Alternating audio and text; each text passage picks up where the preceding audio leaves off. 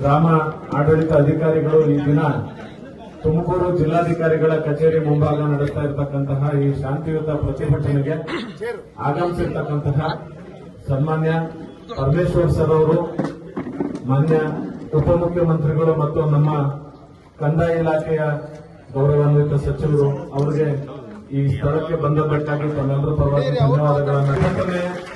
ನಿನ್ನೆ ಬೆಳಿಗ್ಗೆಯಿಂದ ಸರ್ ಈ ಜಾಗದಲ್ಲಿ ಒಂದು ಕಾರಣಕ್ಕಾಗಿ ಪ್ರತಿಭಟನೆ ನಡೀತಾ ಇದೆ ಸರ್. ಅದನ್ನ ತಮ್ಮ ಮುಂದೆ ನಾನು ಅತ್ಯಂತ ವಿನಯಪೂರ್ವಕವಾಗಿ ಹೇಳ್ಕೊಳ್ಳಿಕ್ಕೆ ಇಷ್ಟಪಡ್ತೀನಿ ಸರ್. ನಿನ್ನೆ ಬೆಳಗ್ಗೆ 6:30-7 ಗಂಟೆ ಸುಮಾರಿಗೆ ಕುಮಾರಿ ಭುವನ ಅಂತಕ್ಕಂಥ ನಮ್ಮ ಗ್ರಾಮಾಡಳಿತ ಅಧಿಕಾರಿ ತುಮಕೂರು ಜಿಲ್ಲೆಯವರು ಕರ್ತವ್ಯಕ್ಕೆ ಅಂತ ಬಂದಿದ್ದಾರೆ ಸರ್.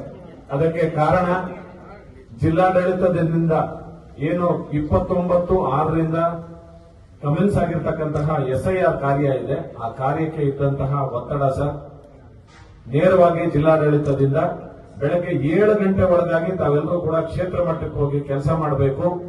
ನೀವು BLO ಸೂಪರ್ವೈಸರ್ಗಳಿದ್ದೀರಿ, ಅವ್ರು ಕೆಲಸ ಮಾಡದೇ ಇದ್ರೆ ನೀವುಗಳೇ ಮಾಡಬೇಕು, ಇದರಲ್ಲಿ ಪ್ರಗತಿ ಸಾಧಿಸಬೇಕು ಅಂತಕ್ಕಂಥದ್ದು ಒಂದು ಒತ್ತಡ.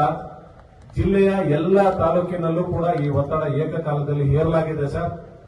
ಈ ಒತ್ತಡದ ಪರಿಣಾಮವಾಗಿ ತುಮಕೂರು ತಹಸೀಲ್ದಾರ್ ಅವರು ಕೂಡ ಏನು ಅವರು ಒಂದು ವಾಯ್ಸ್ ಮೆಸೇಜ್ ಹಾಕೋದ್ರ ಮುಖಾಂತರ ನೀವು 6:30 ಒಳಗಾಗಿ ನೀವು ಹೋಗಿ ಕೆಲಸ ಪ್ರಾರಂಭ ಮಾಡಬೇಕು, ಇಲ್ಲದೇ ಇದ್ರೆ ನಾನು ನಿಮ್ಮ ಮೇಲೆ ಕ್ರಮಕ್ಕೆ ಶಿಫಾರಸು ಮಾಡ್ತೀನಿ ಅಂತಕ್ಕಂಥ ಏನು ಒಂದು ಹೆದರಿಸುವ ರೀತಿಯ ಸಂದೇಶ ಕೂಡ ಒಂದು ಕಾರಣ ಆಗಿ ಆ ಭುವನ ಬೆಳಗ್ಗೆ ಇಲ್ಲಿಗೆ ಬಂದು ಇಲ್ಲಿಂದ ಮತ್ತೆ 2 ವೀಲರ್ ನಲ್ಲಿ ಹೋಗ್ತಕ್ಕಂತಹ ಸಂದರ್ಭದಲ್ಲಿ ಒಂದು ದುರ್ಘಟನೆ ಆಗಿ ಅಲ್ಲಿಂದ ತೀವ್ರ ರಕ್ತಸ್ರಾವ ಆಗಿ ಆಸ್ಪತ್ರೆಗೆ ಬಂದು ಆಸ್ಪತ್ರೆಯಲ್ಲಿ ಅವರು ನಿನ್ನೆ ಸಂಜೆ ಅಸುನೀಗಿದ್ದಾರೆ ಸರ್.